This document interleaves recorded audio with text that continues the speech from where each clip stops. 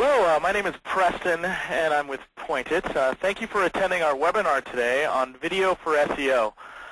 Today, it's going to be a great presentation, and as always, during the presentation, please send in questions so that we can follow up and answer those at the end in our Q&A section. It is my pleasure to introduce Jennifer Jansen as well as Ruth Burr. A little bit about Pointit. We were launched in April of 2002. We specialize in search marketing, specifically PPC and SEO, and we've managed 50 million in media budgets over the last couple of years. Currently, the team is comprised of about 12 people with over 40 years of search experience, and we service clients across all verticals and revenue. So now I'm going to introduce Jennifer Jansen. She works with Advanced Method. They are a video company that has partnered with us in the past. And take it away, Jen. Thanks, Preston. So Advanced Method, we're also located in Seattle, and we launched in 2002. We specialize in creating digital content for screens great and small, for mobile phones, computer screens, and even digital signage. So this includes content such as websites, internet ads, email campaigns, and more recently, social and viral campaigns. We have a niche in interactive video content we call eVideo. So our clients range from Fortune 500 to small and medium-sized businesses in a variety of industries, ranging from the Seattle Seahawks to the Seattle Goodwill, and software companies to hotel brands and properties. Our goal with every customer is to help them execute online interactive and digital content initiatives so they can achieve measurable results. And at this point, I'd like to introduce Ruth Burr. She's a client manager for Pointit and a search engine expert. Ruth will talk about the importance of video on search. Thanks, Jen. So let's talk a little bit about what we're going to go over today before we dive in. We're going to start out talking about why video is important for SEO, why you should care, why you're watching this webinar in the first place. Then Jen's going to take you through some tips for creating video for the web. We're going to talk about how to incorporate video into your web page in ways that are SEO friendly, and some other SEO strategies that you can use to get your video content ranking successfully. Then we're going to go into SEO for videos off-page on distribution channels such as YouTube.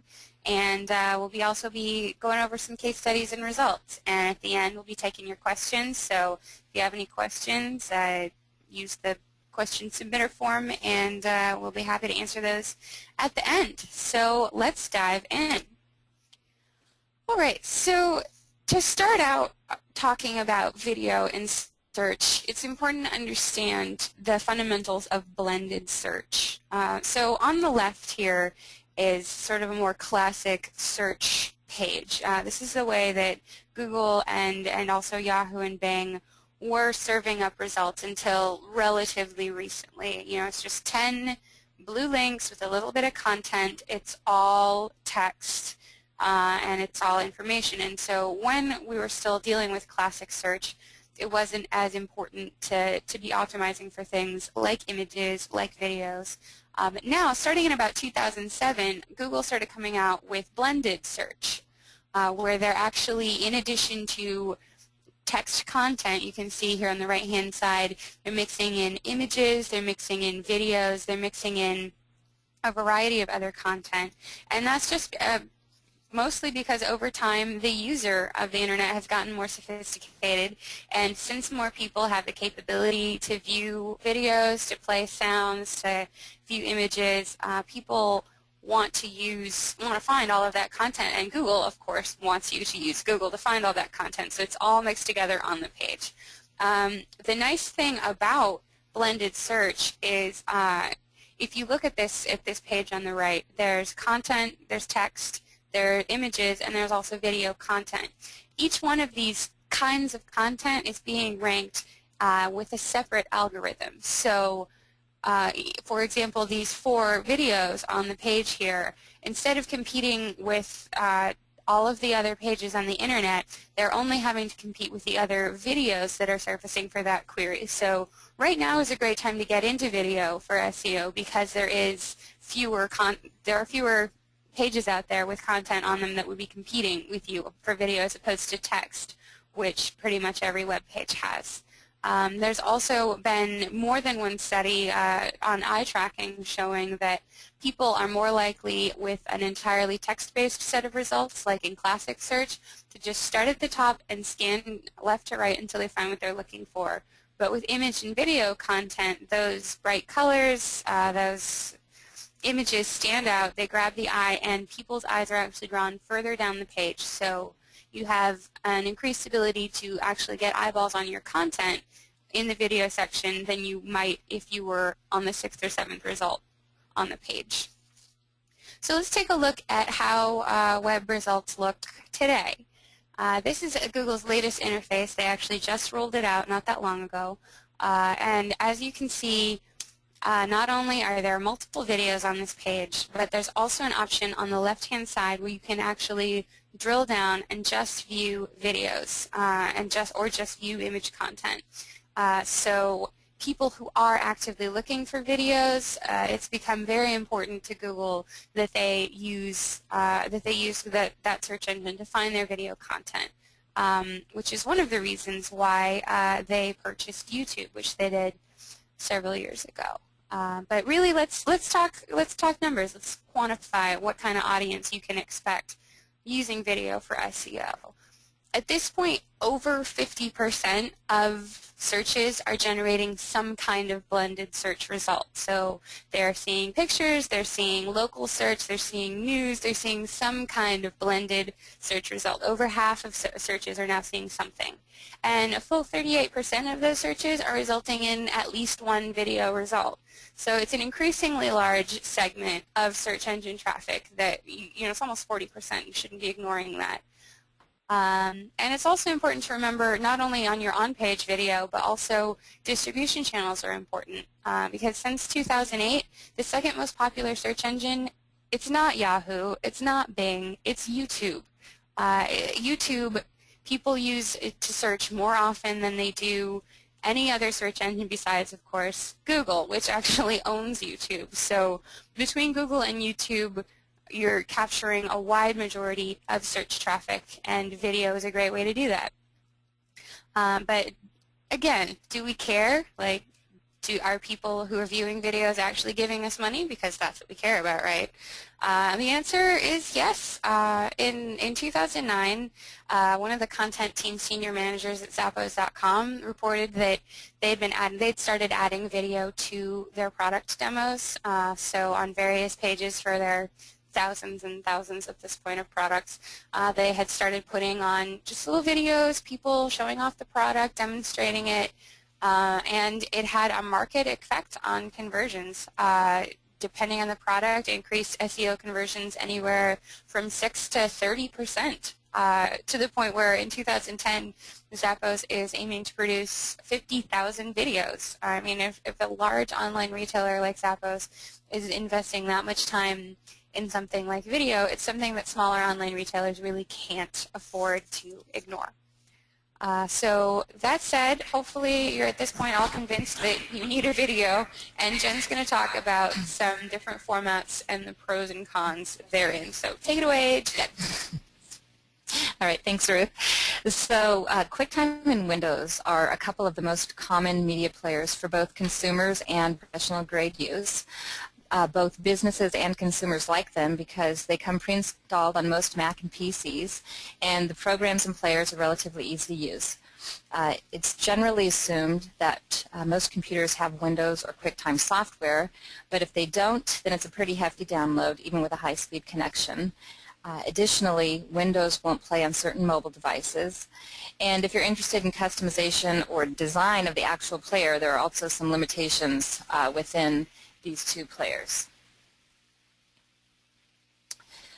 So moving on to Adobe's Flash, FLVs are the most common video format found on the web today. Flash actually comes pre-installed on 98% of all computers and plays on both Mac and PC. If a potential viewer doesn't have a Flash player pre-installed, it's a quick and easy download. And I say it's the designer's choice of video players because the software is an ideal tool for compressing and streaming a wide variety of creative assets in a variety of formats such as photos, graphics, video.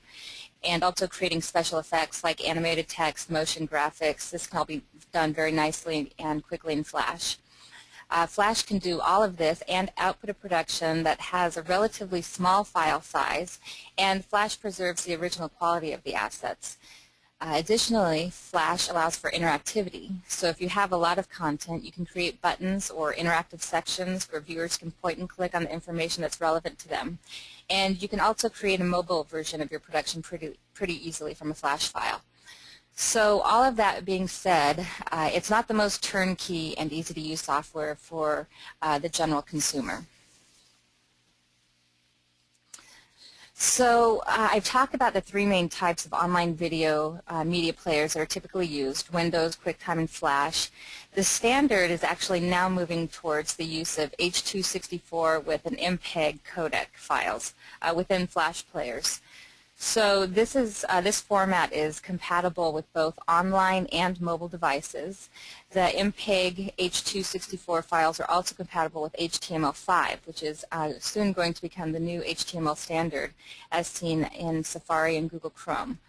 And perhaps one of the most significant points regarding this file type is the fact that H.264 is actually a high-definition video file, and with the MP4 codec, the file size can be kept relatively small, which is a very nice advantage for Internet users. So I'm going to change gears a little bit, and I have 3 tips regarding content creation, and thought it best to illustrate these concepts with real-life examples of some of Advanced Methods' clients. But let me start off by saying that Advanced Methods specializes in the creation of professional interactive video content that's built for the Internet. And as part of our professional setup, we work with Pro Lights, Pro Sound, Pro Camera, all to ensure the best quality of audiovisual content. So there's a lot of unprofessional user-generated video content on the web, which is great for consumer use, but depending on the purpose of your video, you might want to consider the quality of the video content, in particular if you're using it for B2B applications. So the first thing is we greatly believe the most impactful online content should be a dedicated online campaign with a specific purpose. So in some cases with some of our clients, we've incorporated a TV spot as B-roll or within an interactive section of one of our productions. But generally, we don't encourage our clients to repurpose existing video content, such as a TV spot, for content that's used in an Internet campaign. And due to the short attention span of most Internet users, we generally encourage customers keep their content to about 1 to 2 minutes in duration, which is long enough to be meaningful but short enough to get right to the point. If you feel you need more content, consider incorporating interactive buttons to segment information in a way that a viewer can access it quickly and view information that's relevant to them. And perhaps the biggest advantage of the Internet over other media, such as print, radio, TV, is the ability to generate an immediate call to action and close. So regardless of your campaign, you should have an offer or some sort of carrot that the viewer can take action on to generate a measurable result for you. Whether it's fill out a form to receive information, enter to win, buy or sign up, call or email, there should be some desired call to action to close the deal with people who are viewing your production. So to the right of this screen here, you'll actually see some of our customers using video within landing pages. For Thomas Construction, the video was encouraging viewers to enter to win an online sweepstakes, and the sweepstakes landing page was accessed via Internet ads and website visitors. The president of the company is actually the video talent, and he also is the voice behind their radio spots, so visitors might recognize his voice when they saw this production. Thomas Construction had a 300% return on investment in the first month, and they've actually been using this campaign for a couple years now. It's a great lead generation tool for them. For Clarkson Eye Care, their videos were more educational, meet the team style, and the doctors at Clarkson Eye Care were also the talent of the online video.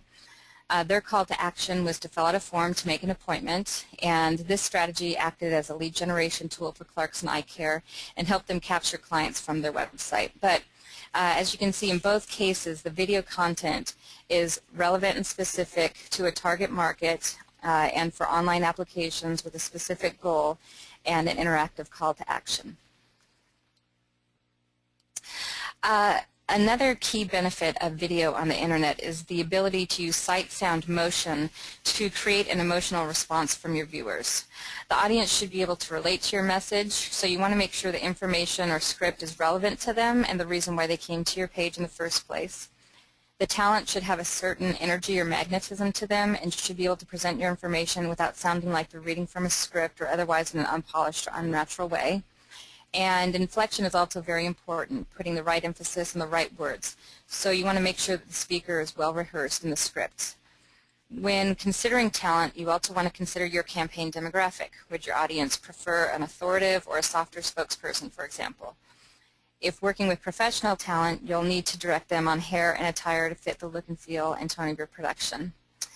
So in the two examples to the right of your screen, you'll see we work with celebrity talent, Football Hall of Famer Warren Moon for the Seahawks production, and local celebrity John Curley. When using celebrity talent, you're not only attracting attention and viewership, but there's also an implied endorsement that can impact the effectiveness of your campaign. So some other interesting mentionables about these two campaigns. The Seahawks used their production to sell sweet tickets and had a near sellout year when they used this campaign. They actually shifted their print budget to this online video landing page, and they saw the piece with Warren Moon to be much more compelling than a static print piece, for example. And who better to take you on a tour of the new suites and club area than Warren Moon? The Leukemia Society production broke national records in pre-registration for this event thanks to the online registration form. But we would also like to give some credit to the talent. We actually had a lot of fun with the script and John Curley. At one point he was wearing a cowboy hat and spitting into a spittoon, and in another scene he's actually taking a call from Jeff Probst, the host of the TV show Survivor. So it really shows that John's talent helped drive not only viewer engagement but also conversions to get people to pre-register for this event. So a third key element for creating digital content is you want to deploy it where you can measure it. There's a saying that says what gets measured gets improved. So in this example, the success group sent an HTML static email with actually a screenshot of the video that clicked through to their video landing page with video embedded in it. The call to action was to pre-register for an upcoming event. Not only did they measure the click and read rates on the email, but they also measured traffic on their landing page and the actual conversions that resulted in event registration. So this campaign had a 2 to 3 week shelf life and was actually reblasted to those who did not open it within the first 10 days for maximum reach and exposure. Other forms of measurable digital media that can include video might include display ads, PPC and paid search, even social and mobile media campaigns. And with these campaigns, you can set up tickers to measure clicks, traffic, stay time, conversion, sales, all to look at your return on investment with the interactive media. And after you get your preliminary results, you always want to optimize your campaign with a new message, new copy, new layout to see if your audience prefers one style or strategy over another, and then repeat this optimization through the life of the campaign. So now I'm going to hand it over to Ruth so she can present some tips and tricks to improve your video landing page and search engine exposure. Okay, so now that you've got your video and it's beautiful and there's talent in it and you're measuring it right, you better be, it's time to start incorporating it into your site. And there are certain things that you can do to make your video content a little bit more friendly to search engines. It's important to remember that search engines aren't people, they don't have eyeballs, and they can't actually watch your video. I'm sure that there are some SEO people out there who are wondering why I would let somebody come on a webinar and talk about Flash. So I know a lot of SEO people don't like Flash, but there are ways that you can change the content around your videos and incorporate videos into your site, even Flash, that will allow search engines to parse what the content is about and to rank it in video search. So let's talk about that. One of the things that I really like to suggest to people is that they make every video page a landing page. If you have one page with all your videos on it, it's going to be hard to get each one of those videos ranking separately because you're just going to have too much content on the page. It's going to be hard for search engines to discover what the page is about. So if you have one video per URL, then not only does that give you more opportunity to target certain your SEO keywords, it also gives you more opportunity to put each video in the context it deserves. I also recommend that people place all their video files in one directory, so like www.yoursite.com/videos, and then each URL would be, /myvideocontent or whatever. That way, once the search engines find the directory, it'll be easier for them to crawl from one to the other. I also really strongly encourage you to use an embedded player for your video rather than having it pop up or pop out. Having an embedded player makes sure that your video isn't blocked by pop-up blockers. And let's face it, I bet that a huge majority of the people listening to this webcast right now have pop-up blockers installed. I have pop-up blockers installed. So not only are you preventing search engines from parsing your video content by having it pop up, you're also going to keep a lot of users from seeing the video. Even if they click on it, if their pop-up blocker blocks it, some people might take the time, okay, allow this pop-up, but a lot of people are just going to be like, oh, it's a pop-up, I don't really care, and then move on. And you want eyeballs on your video that you worked so hard to produce, so embed it. And one last tip that I would really strongly recommend that you all do is to make sure that, or not to make sure that, but to at least consider hosting your videos externally, especially if you've got a small site or a site that you don't have a lot of bandwidth. Having it hosted on a server that is made for video, that is made for streaming video, can increase your page load time. And page load time is something that the search engines really just in the last year and a half or so have started considering when they're ranking pages via quality, because at this point users of the internet expect their pages to load fast. So external hosting can cut down on your page load time. So once you've got your video and you've incorporated it into your site, it's time to start doing SEO for your videos. And the thing that I like to remind people with SEO is a good video SEO is good SEO. They are the same thing. So if you've got a website and you're putting video on it, I'm sure you're already doing SEO or having a company like Point do SEO for you, right? Right? You are, right? Well, you should be. So hopefully you've already got a list of your target keywords that you are trying to get search engine traffic on. If you don't, if you're just getting started out in SEO, which is okay, you're going to want to do some keyword research. And I've listed a couple of tools here for you to use if you want to just go in and look at some keywords.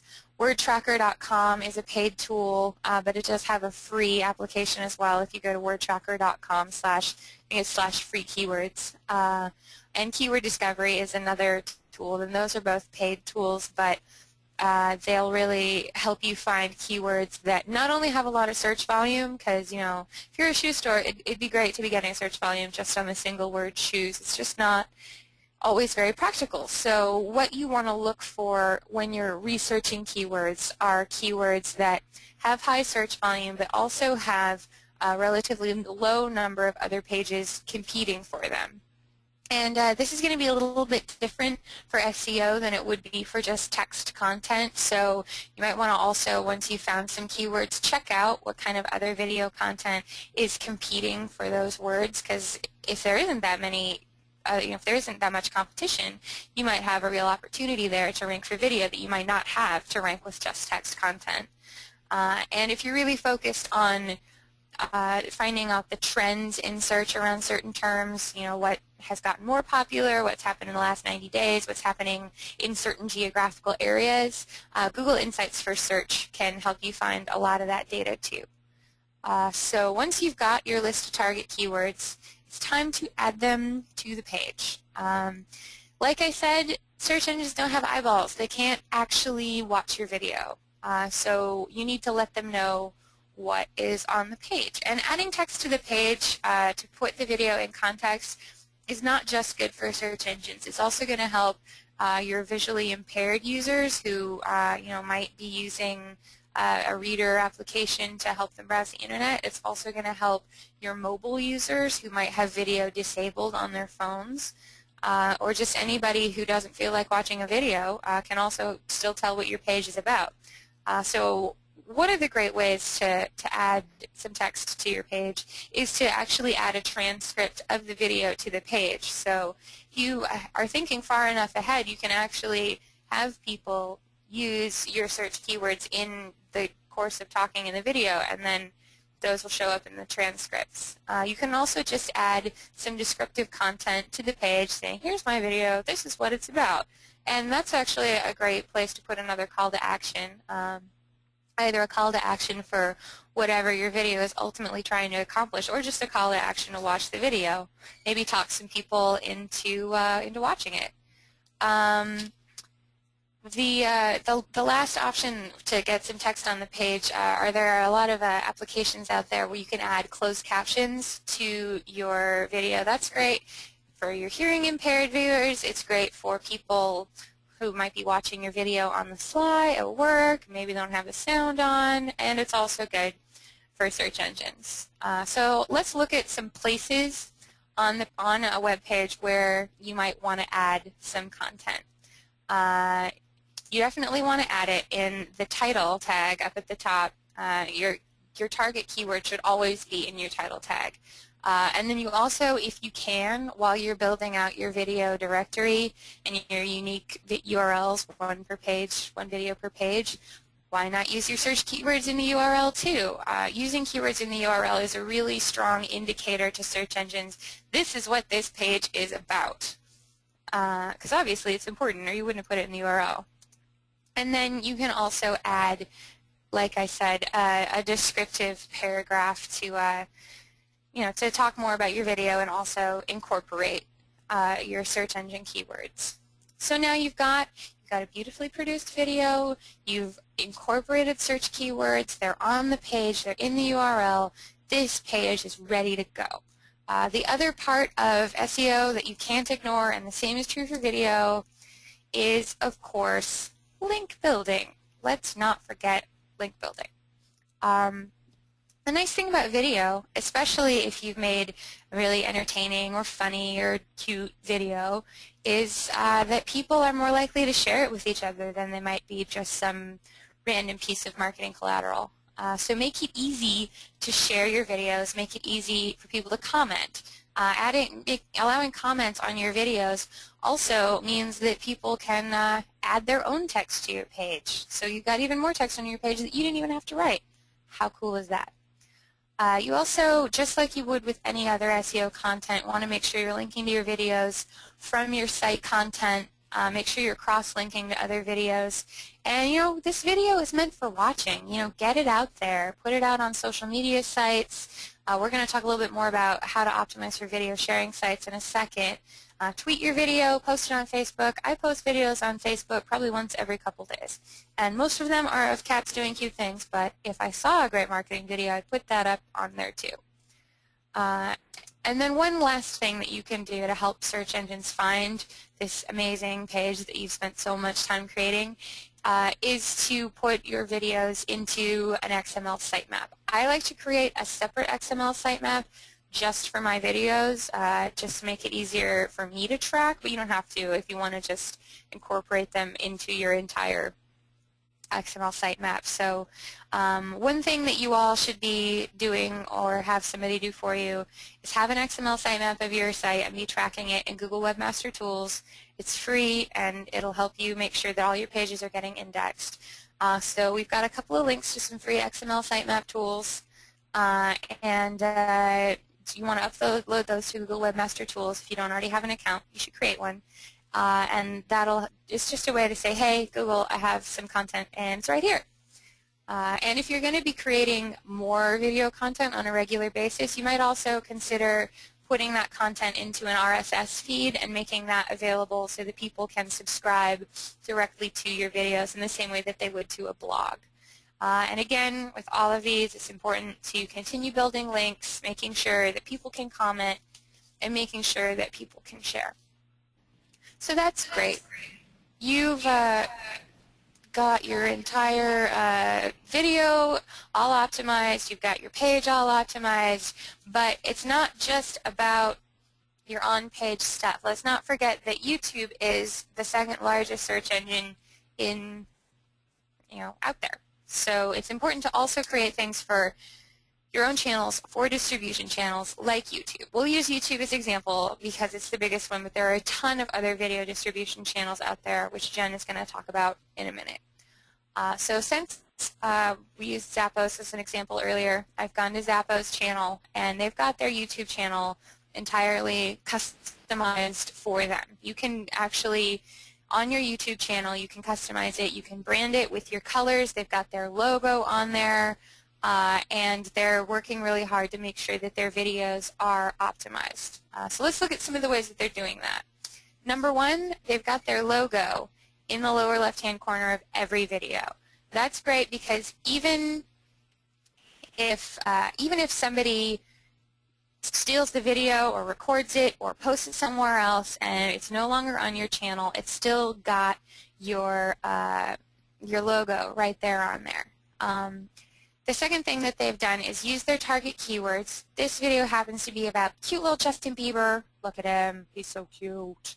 And they're really wanting to capture some of the Justin Bieber fever that is sweeping the nation right now. So they've put Justin Bieber in the beginning of the video name. It looks like to me that the other keywords that they're targeting with this video are Lady Gaga and funny. So anybody searching for Justin Bieber funny, Justin Bieber, Lady Gaga, etc.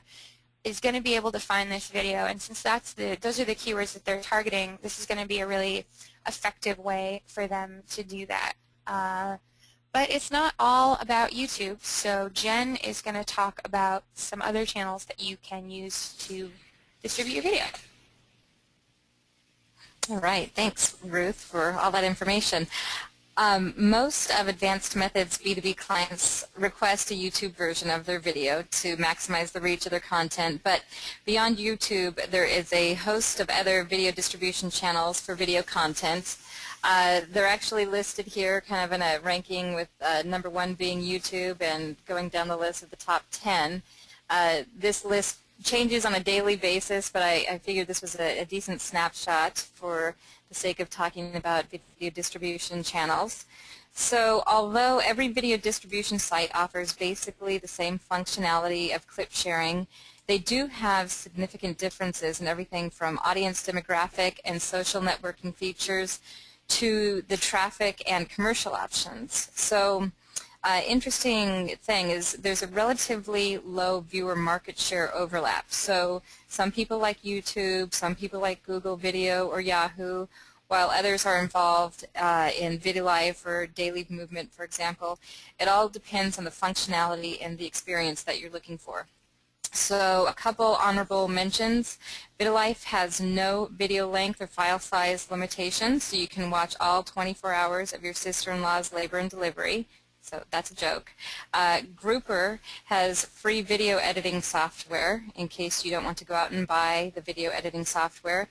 And Rever will actually pay for every time somebody clicks and watches your video. They place a little ad spot in your video, and you'll actually get a check when people watch your video.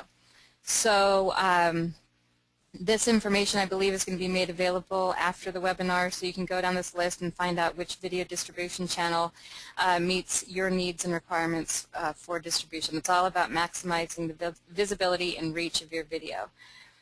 So we've come to the time for Q&A. So if you haven't done so already, please do send your questions in.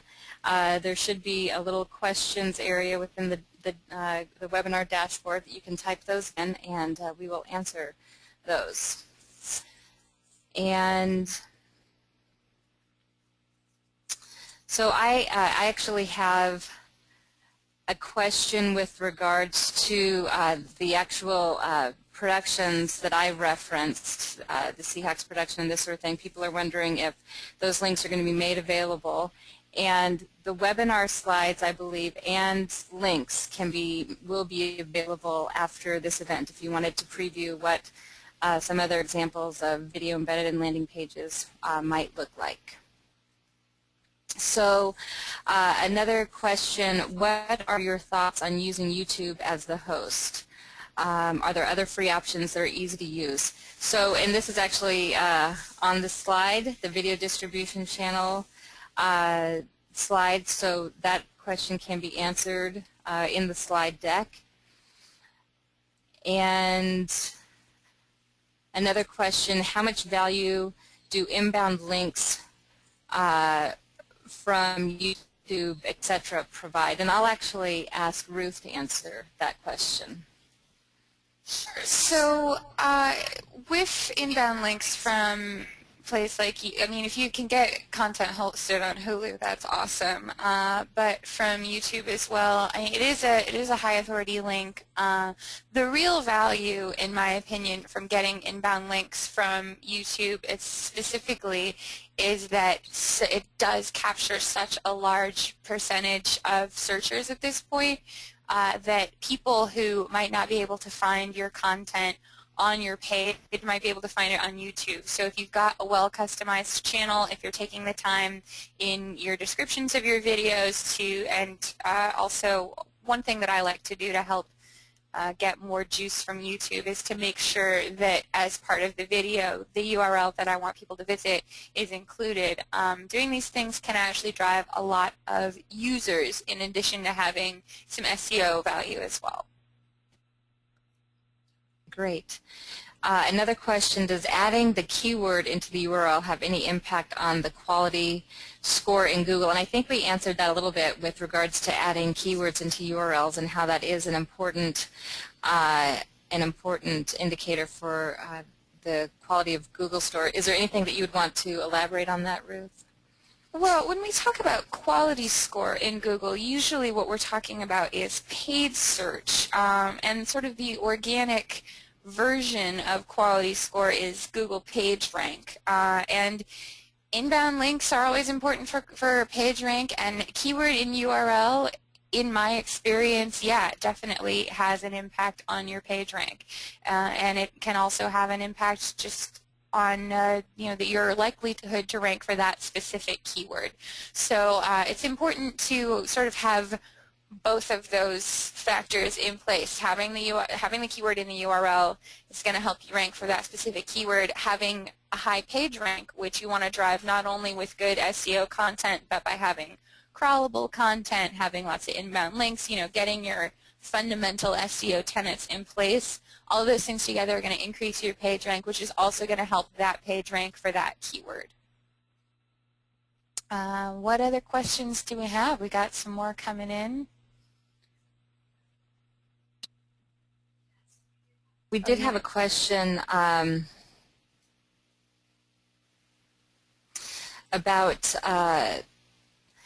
the video within using Flash for iPhone and iPad. So Flash is not well suited for iPhone and iPad, but if you do use the H.264 codec, it can be actually embedded in a Flash player, which will enable the phone compatibility.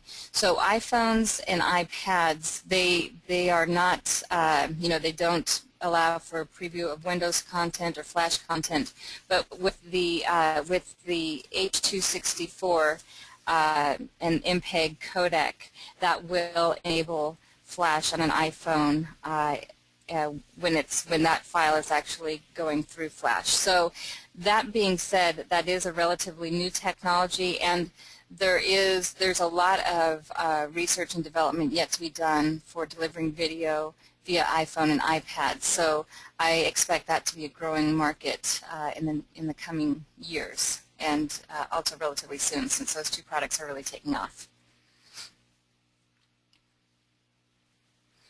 Okay, and once again, if you have questions, please do enter those in.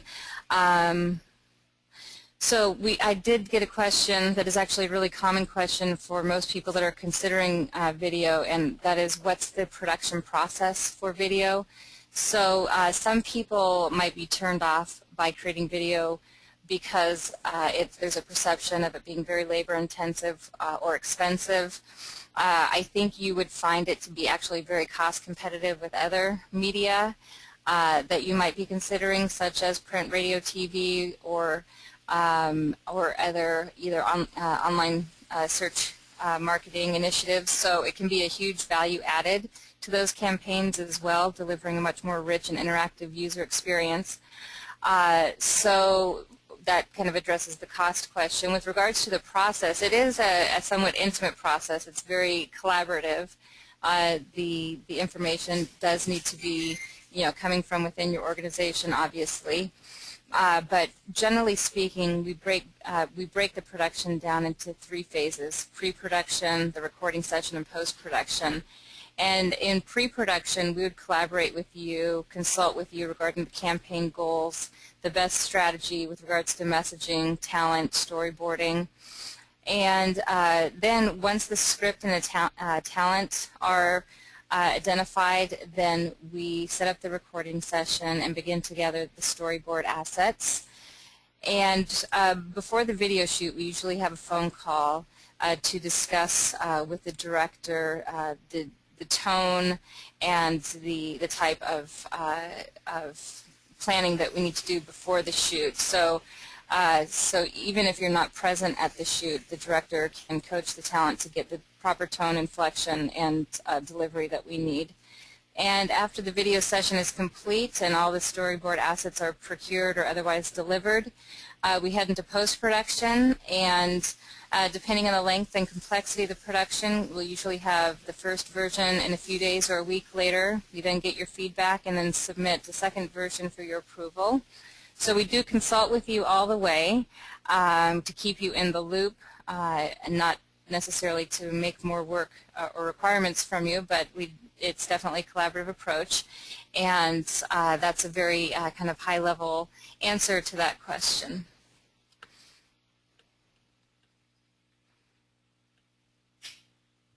So there is a question about the cost of the video production, and I think the easiest way to probably answer that is it is competitive with other media. I can give a very, very general figure. We generally ballpark around $1,500 per finished minute. So a 2-minute production would be around $3,000. There are obviously inclusions and exclusions for that.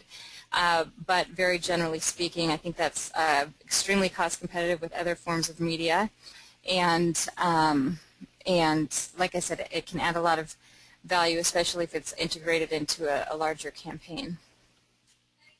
I would just add to that in addition to, I mean, the nice thing about video on the internet is that there's a lot of amateurish user-generated content out there. If you want to get some video out there and you don't have the budget for the kind of comprehensive professional quality video campaign that Jennifer is talking about, maybe just experiment with a video camera from your local camera store, get some microphones, even just get out your little flip cam to get your videos. The advantage to going with a service like Advanced Method is that you really, you have to think about your brand, and you have to think about, do you want something that's really polished and professional quality? Is that more appropriate to your brand? Or do you just want, an iPhone video, put a video of your kitty on the internet and somehow tie that back to your product? You can have sort of all level of production, but I would agree with Jennifer that really, if you're going to be using video for some marketing campaign, you should think of it as a marketing campaign and invest in it in the same way that you would in a direct marketing or even a PPC campaign. Okay, I think those are all of the questions. Those are all the ones that I have. Anything else that you want to conclude with, Ruth? Just again, I learned a lot today, and I just want to reinforce to people that now is time to be making videos and getting them out there for SEO because there's less competition now than probably there's ever going to be again. So get out there and make a video. Well, hey, Jen and Ruth, thank you. That was a great presentation. I would just like to remind our audience that we will be following up this webinar with a copy of the video as well as the deck that'll get to your inbox sometime next week. There are also some questions, and we will get you those answers personally. But thank you for attending our webinar. If you have any ideas for upcoming webinars for Pointed to cover relating around search topics, please send them to me. And have a great day. Thanks.